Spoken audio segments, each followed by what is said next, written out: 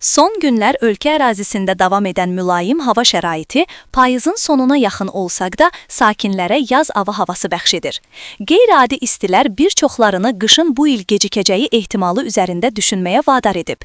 Məsələ ilə bağlı Konkret.az-a açıqlama verən hava və iqlim məsələləri üzrə ekspert Cavid Hüseynov deyib ki, oktyabr ayının sonu və noyabrın ilk 10 günlüyündə meteoroloji göstəricilərin iqlim normasına uyğun dəyişəcəyi, bəzi günlərdə isə yağıntıların müşahidə ediləcəyi gözlənilir. Oktyabrın sonu və noyabrın əvvəllərində ölkəmizdə hava əsasən mülayim keçəcək, qısa fasilələrlə yağıntılı olacağı ehtimal olunur. Cavid Hüseynov əlavə edib ki, qış fəslinin gecikməsi ehtimalı azdır. Hazırda qışın gecikməsinə səbəb ola biləcək hər hansı iqlim və meteoroloji proses müşahidə olunmur. Azərbaycanda təbii sinoptik iqlim qış fəsli adətən dekabrın 3-cü 10 günlüyündən başlayaraq mart ayının ortalarına qədər davam edir.